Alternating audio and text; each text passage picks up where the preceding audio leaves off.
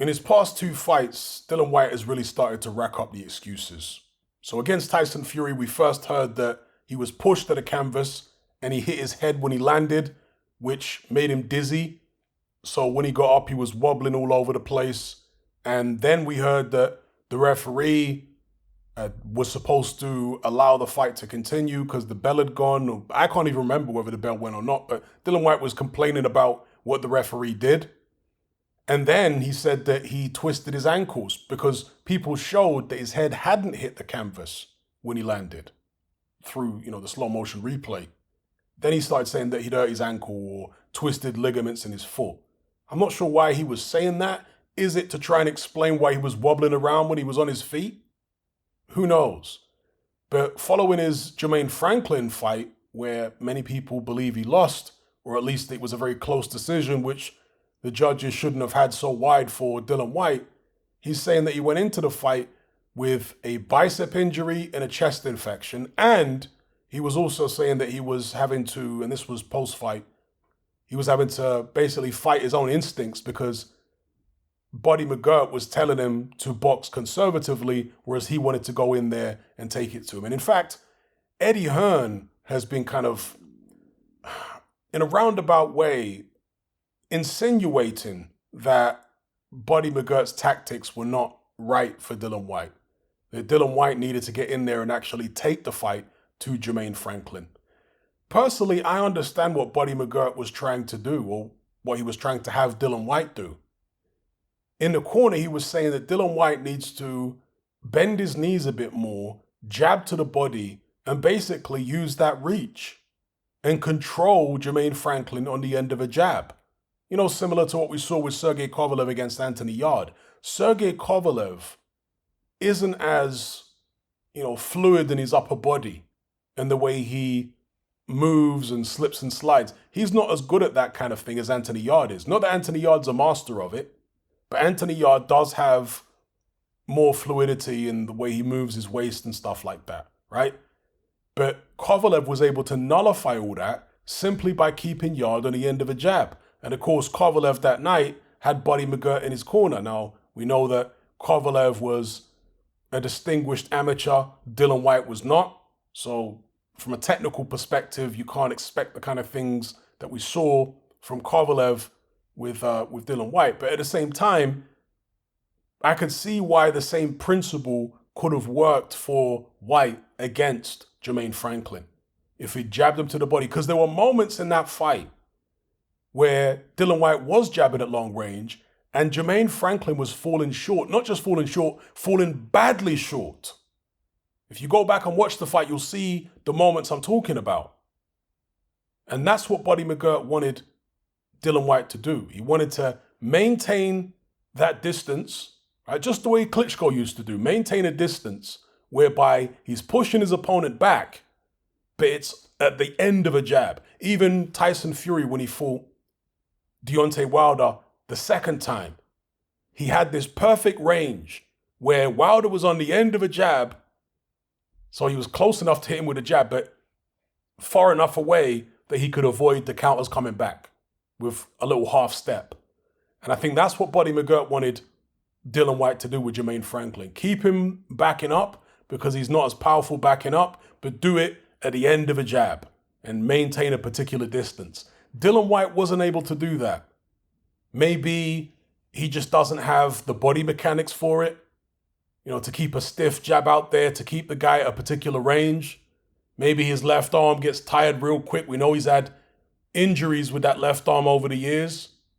Maybe that's why he started falling in and getting into these inside exchanges with Jermaine Franklin, where the shorter, faster-handed fighter was able to do some good work.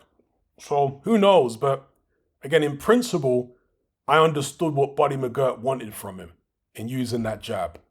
Dillian Whyte either didn't want to execute because mentally he wanted to get in there and hurt Jermaine Franklin, or maybe he couldn't execute for the reasons I've already spoken about. Potentially some kind of issue with his shoulder, or maybe his shoulder's tired. He can't get... See, some fighters, because of their biomechanics, they can't throw snappy punches for as long as other fighters. And I tend to find that it's heavyweights like Whyte, who are big guys, heavy guys with long arms.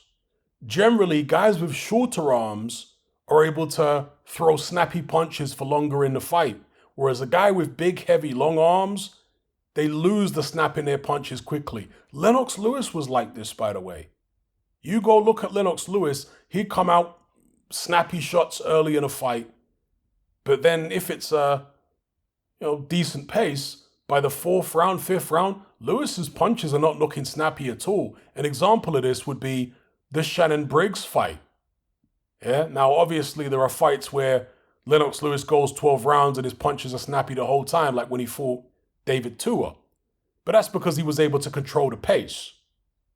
Whereas when it's a hot pace, when it's a taxing fight, Lewis would lose the snap on his punches quick, and his punches would go from being snappy to being clubbing. I mean, even the Klitschko fight, right, against, I know it was at the end of Lewis's career and he was a year out the ring and overweight and all that, but his punches were clubbing shots. There was a snappy uppercut in there, of course, but for the most part, they were clubbing shots from Lennox Lewis after the first couple rounds because his big, long, heavy arms, he would lose the snap in his punches quite quick. I think Dillian Whyte is the same. And Lennox Lewis was often criticized in his career for not snapping his jab, for throwing kind of a pawing jab a lot of the time. Now, I remember Manny Stewart for the Oliver McCall rematch said they actually worked on having a pawing jab as a placeholder, right? And they apparently watched George Foreman fight Joe Frazier. And George Foreman, while he would snap his jab, it was intermittent, right? Occasionally he'd snap it, but other times he'd just pull with the left hand to just put it out there as a feeler to keep his opponent in place and then snap one in, you see? And so Manny Stewart said they worked on that with Lewis for the McCall rematch. But even prior to that, Lewis would often pull with the jab rather than snapping it out, and commentators and trainers and many other people would criticize him for it. So it wasn't always a strategic thing. I think it was a biomechanical thing where Lewis would just get tired with the left arm. Shorter arm guys can keep that snap going for longer, generally speaking. And don't always equate somebody's height with their length of arm, because you get tall guys that don't have particularly long arms, and then you get short guys with very long arms, like Adonis Stevenson, for example, like 5'10", but he had a longer reach than most of the guys he fought that were 6'2", 6'3". Anyway, Dillian Whyte coming up with more excuses. He is a very strong-minded individual, and that has got him as far as he has got in his career. He's made plenty of money. For somebody who has never won a world title, he's probably done better than anybody else in the heavyweight division, right? For someone that's never won a world title. So kudos to him for getting as far as he has and being as successful as he's been. But that self-belief, fighters who have the level of self-belief that Dillian Whyte has, and there are very few fighters that do, by the way, those that have it basically reach a point, most of them, where it starts to work against them. Because there's a thin line between self-belief and delusion.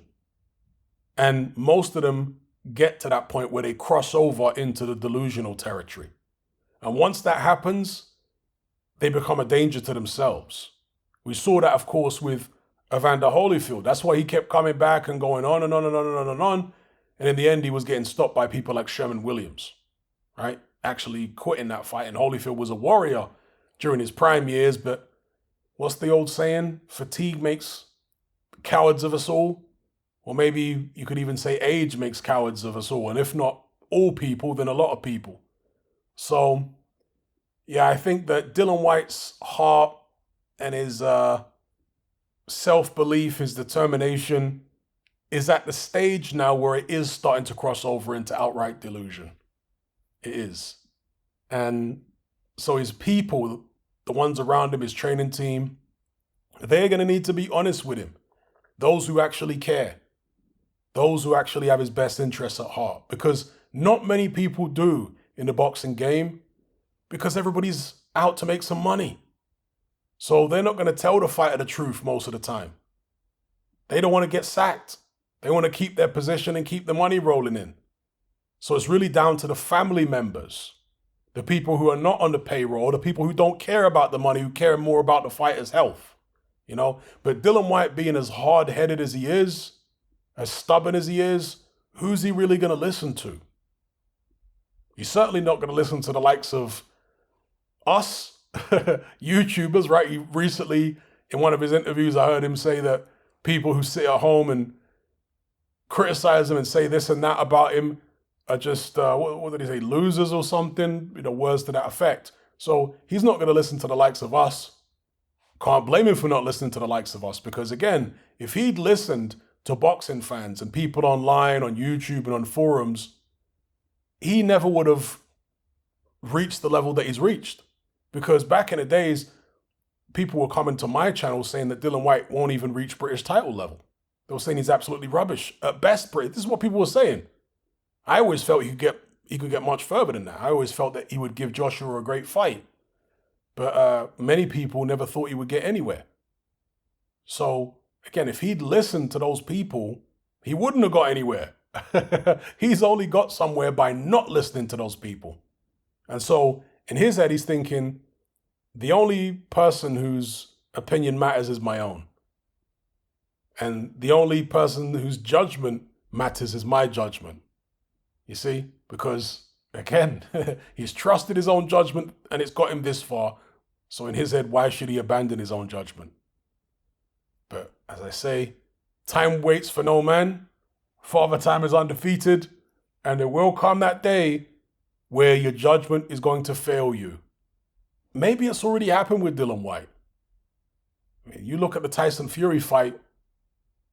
If you're being generous, you could give Dillian Whyte the first round. I'm saying if you're being generous. And I only say the first round because nothing happened in the first round. Dillian Whyte came out southpaw. Tyson Fury was a little confused by it.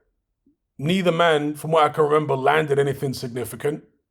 So if you wanted, you could say, all right, let me give it out to Dillian Whyte. But other than that, he lost every round. Yeah, after the fight, Dillian Whyte is saying that he was right in the fight. And then, you know, the way the fight ended, he's coming out of all these excuses. And it's like, bro, you didn't hit your head on the canvas. Furthermore, you were so badly hurt after that uppercut, which wasn't even a flush uppercut. It kind of like skimmed the side of his face. Yeah, there was some impact there. It wasn't a completely grazing blow, but it didn't land as flush as the Povetkin uppercut, for example. But he was so badly gone from that uppercut, a light breeze would have knocked him over. Let's be real. So all this talk of Fury shoving him like it's some WWE wrestling, that didn't happen. It was like a light push, and Dillian Whyte went down because he was that badly hurt. And when he got up to his feet, there was no, you know, the reason he was wobbling around had nothing to do with ligament issues or anything like that, right? The reason he was wobbling around is because he was badly concussed. That's why. So it is what it is. Let me know what you guys think in the comment section below. If you're tired of the biased narratives and mass censorship on mainstream platforms, and you want to be part of a community of critical thinkers who love free speech just as much as you do, then come and join me on Patreon and access my weekly no-holds-barred, censorship-free podcast where we lift the lid on a wide variety of controversial topics. It's not mainstream friendly, it's not politically correct, but that's the whole point. We dare to stand as a beacon of reason against an army of insanity. Just head on over to my Patreon page and select the tier called Hatman Hot Topics. You'll gain access to a minimum of 2 hours of exclusive content every single week, including podcasts, videos, interviews, live stream Q&As, as well as my popular Confessions of a Nightclub Bouncer series. Not to mention a vast back catalog of hundreds of hours of previous episodes. You can listen via the Patreon app with the option to download in high quality MP3. We've also got an Element group where you can come and chat and hang out with myself and other members. Unlike Discord, it has full end-to-end encryption, is decentralized, and is 100% censorship free. You can also send voice notes as well as much larger audio and video files than you can on Discord. So come and sign up on Patreon. There's no contract, there's no commitment. You can cancel at any time, and it's cheaper than a cup of coffee. So I'll see you over there. I'm out.